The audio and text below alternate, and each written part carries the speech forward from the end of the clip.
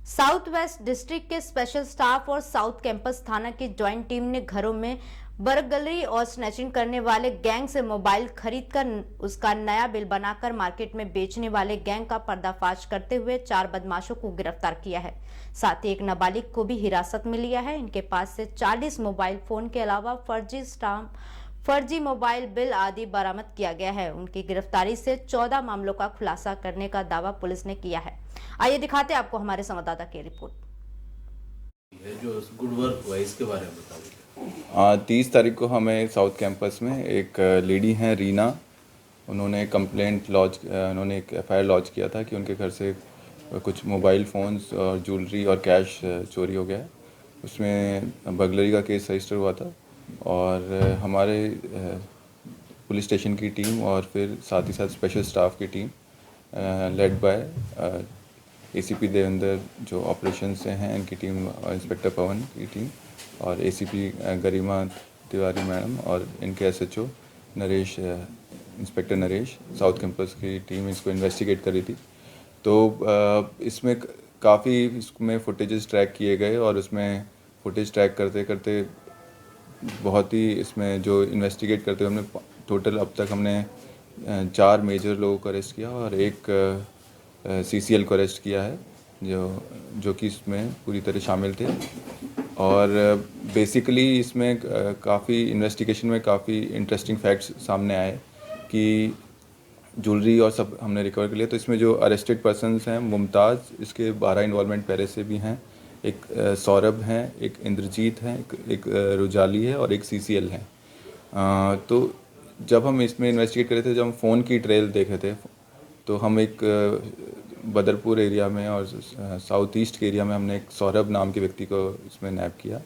सौरभ ने जो facts reveal किए वो बहुत ही एस्टॉनिशिंग थे कि मतलब वो चोरों से वो मोबाइल लेता था, वो साथ ही साथ उन मोबाइल्स को जिपनेट पे वेरीफाई करता था कि जो दिल्ली पुलिस का सिस्टम है जिसमें कि चोरी के मोटर व्हीकल्स और आपके मोबाइल फ़ोन्स का भी डेटा होता है, वो ये देखता था कि ये जिपनेट पे है कि नहीं है। उसके बाद उनको अपने रिसीव करता था। साथ ही साथ वो उन फ़ोन्स को, वो जो सेकंड हैंड फ़ोन्स को OLX से भी ख़रीदता था और वो 2 से 2:3 का अनुपात या रेशो रखते हुए, मतलब 2 फ़ोन चोरी के लिए उसके साथ साथ 3 फ़ोन उसने जो OLX से सेकंड हैंड थर्ड हैंड लेता था और इनके फिर वो फ़र्ज़ी बिल बनाता था SS enterprise, BS enterprise Faridabad में अपनी शॉप्स दिखा के और मोबाइल जो शॉप्स उनको सप्लाई करता था और जो लोग इन मोबाइल्स को ख़रीदते थे उनको ये लगता था कि हमने जेन्युइन मोबाइल ख़रीदे हैं। और इस तरीके से इसने एक बड़ा ही स्ट्रॉन्ग नेटवर्क क्रिएट करा था। और ये ख़ास तौर से ये खुद भी एक 4th ईयर जो लॉ ग्रेजुएट है, या अभी कर रहा है अपनी लॉ, और इसको पूरे सिस्टम का, इनकी कॉम्प्लेक्सिटीज़ का पता था। तो इसने एक चोरों से एक अच्छा साठ घाट का नेटवर्क खुद इस्टेब्लिश कर लिया था। और इसके फ़ोन से हमें काफ़ी सारे, जब इसके यहाँ रेड करने गए तो भी बहुत मुश्किल हुई, वहाँ पे कई सारे PCR को इन्हें फ़ोन नहीं खोला, इसने अपना घर नहीं खोला। तो इसके बाद 7 घंटे तक पुलिस टीम, स्पेशल स्टाफ की टीम वहाँ, सब इंस्पेक्टर अशोक और सब लोग वहाँ रहे और उन्होंने फिर सुबह जाके जब रिकवरी करी तो उसमें उन्होंने फ़ोन का डेटा डिलीट कर दिया था। तो उसके बाद हमने डेटा को भी रिकवर किया तो पता चला बहुत लगभग 200 से भी ज़्यादा इसके मोबाइल फ़ोन के इसमें मैसेजेस हैं कि ये इतने में ले लेते हैं, ये बिल बना देते हैं, उस तरीके के ट्रांजैक्शंस हमें देखने को मिले। तो अभी हमें इसमें हमने जो करंट जो रिकवरी है उसमें अभी हमें 40 मोबाइल फ़ोन्स मिले हैं। साथ ही साथ जो चोर थे उनके थ्रू जो उन्होंने ज्वेलरी दूसरे शख्स को दी तो वो भी हमने नैप किया है। तो जो गोल्ड ज्वेलरी, जो सिल्वर ज्वेलरी है वो भी रिकवर करी है। साथ ही साथ ये ऑटो से जो ये चोर थे ये रैकी करने आते थे, ऑटो चलाते थे दिन में और रैकी कर लेते थे एरिया की कि कहाँ चोरी पॉसिबिलिटी है। तो वो ऑटो भी हमने रिकवर किया जो चोरी में यूज़ किया गया। उसी की ट्रेल बनाते बनाते ये टीम ओखला तक पहुँची। तो एक बहुत ही अच्छा गुड वर्क था और एक अलग मोडस ऑपरेंडी जो कि एक क्रिमिनल्स किस तरीके से अपने आप को अपडेट कर रहे हैं या क्रिमिनल्स अपने आप को कैसे वो क्राइम से बचने के लिए, पकड़े जाने से बचने के लिए किस तरीके के हथकंडे यूज़ कर रहे हैं, उसको बस्ट किया। रिकवरी उन्हीं के पास से हुई है? हाँ, मेजर रिकवरी उन्हीं के पास से हुई है वो इनसे चोरों से मोबाइल लेते, चोरों को पैसे दे देते थे। अच्छा, उनसे ठीक है, फिर वो आगे खुद का उनको जो उसका खुद का अपना वो बिल लगा के और खुद बिल क्रिएट करते थे और फिर वकील साहब आगे बेच देते ताकि उसकी दाम बढ़ जाए, क्योंकि जब ऑब्वियस है कि चोरी का तो बिल होगा नहीं तो उसका कीमत तो कम होगा। जैसे ये बिल बना देते थे और उस चीज़ को बैलेंस करने के लिए कि मतलब कि जो दुकानदार है उसको शक ना हो कि ये मैं चोरी का माल बेच रहा हूँ, ये मिक्स भी कर देते थे, जेन्युइन भी खरीद लेते थे वो एलेक्स से और वो फिक्स करके रखा था।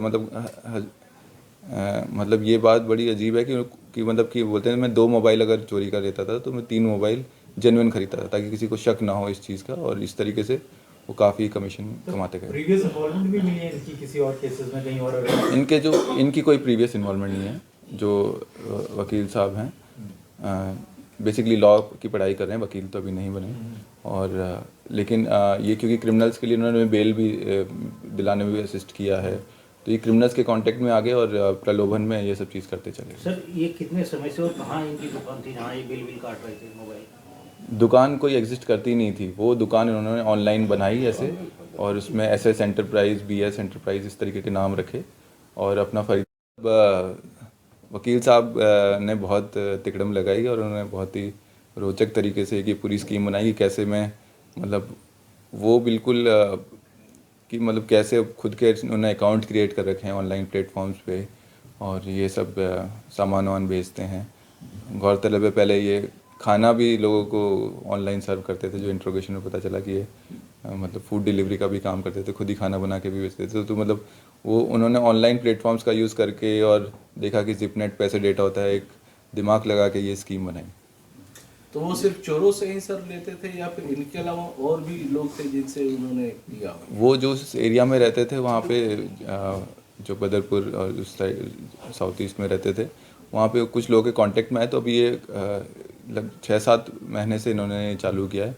तो और जिन लोगों से भी कांटेक्ट में आ रहे थे उनसे भी कर रहे थे, और हर फ़ोन पे इनका कमीशन होता था कि आगे बेचने वाले को, और इस तरीके से ये अपना पैसे कमा रहे थे। तो सर अब तक